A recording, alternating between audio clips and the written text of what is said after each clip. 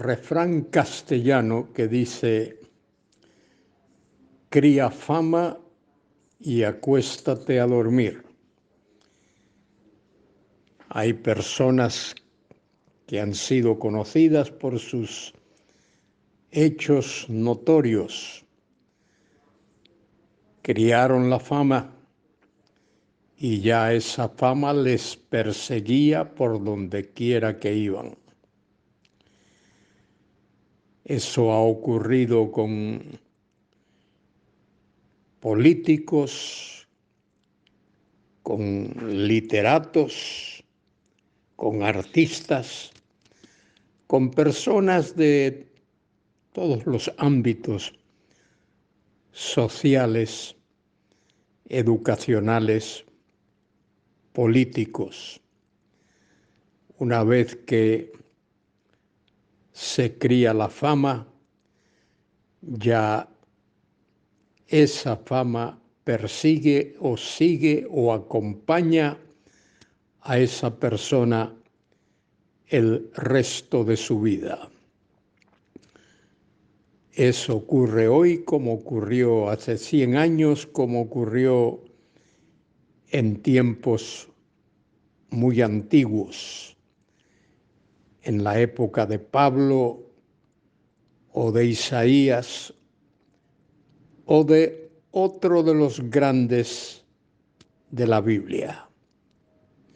Soy Luis Carballosa y os invito a comentar conmigo, a acompañarme en el comentario de Hechos, capítulo 9, versículos 23 al 29. Estos versículos nos hablan de Pablo, conocido primero como Saulo de Tarso.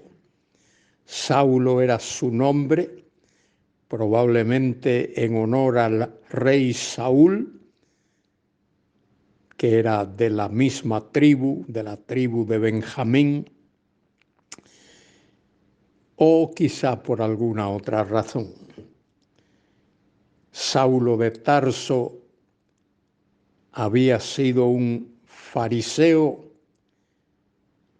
fanático, particularmente contrario a la fe cristiana, perseguidor de los cristianos. Pero un día, cuando iba en esa tarea ignominiosa de perseguir a los cristianos, Cristo lo encontró en el camino a Damasco y lo salvó y lo llamó para que aquel Saulo de Tarso llegase a ser el apóstol Pablo. De perseguidor de cristianos se convirtió en perseguido. De odiador de los cristianos se convirtió en un hombre odiado por sus propios compatriotas y colegas del Sanedrín.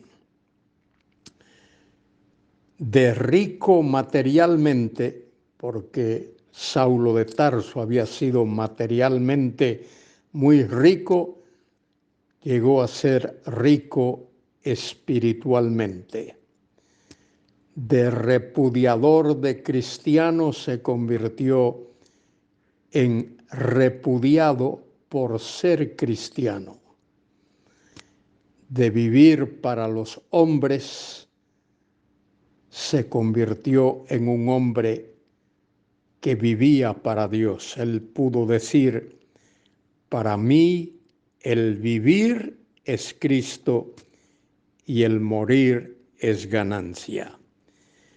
En el capítulo 9 de Hechos, versículo 23, dice: pasados muchos días.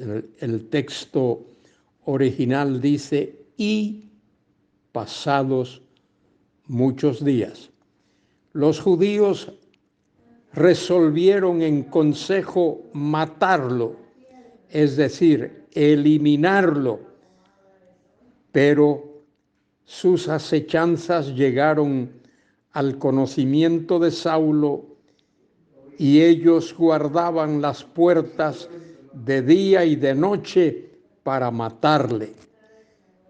En el versículo 23 dice para matarle, y en el versículo 24 repite ahí para matarle, y más adelante en el versículo 29 dice que procuraban matarle.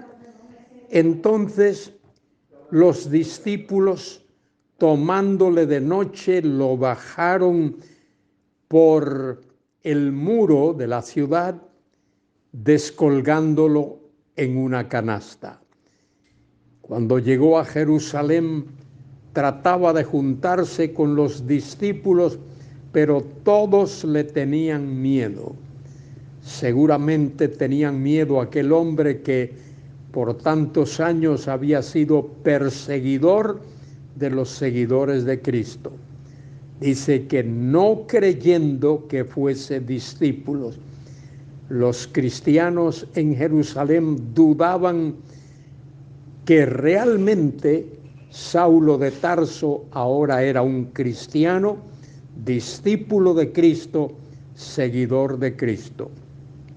Y requirió la intervención de un hombre llamado Bernabé, hijo de consolación, amigo de Saulo de Tarso, de Pablo. Dice entonces Bernabé, tomándole, lo trajo a los apóstoles y les contó cómo Saulo había visto en el camino al Señor, el cual le había hablado, y cómo en Damasco había hablado valerosamente en el nombre de Jesús, y estaba con ellos en Jerusalén y entraba y salía, y hablaba denodadamente en el nombre del Señor y disputaba contra los griegos, pero ellos procuraban matarlo. El conocimiento de Cristo había transformado la vida de aquel hombre. Como he dicho ya, de perseguidor, ahora es un perseguido por la fe cristiana. De vivir para los hombres, ahora vive para Dios y vive para Jesucristo. Y él, estando en la cárcel, escribe a una de las iglesias que había establecido y dice: todo lo he perdido por amor de Cristo. Querido hermano, querida hermana, qué fantástico sería que tú y yo pudiésemos imitar a Saulo de Tarso, pudiésemos imitar a Pablo y entregar todo lo que tenemos para la gloria de Dios. Entregar al Señor nuestras capacidades, nuestros dones, nuestros bienes, nuestro tiempo, nuestra vida. Quiera Dios que tú que me escuchas hagas eso ahora mismo y le digas: Señor, toma mi vida, la entrego a ti para tu gloria. Amén.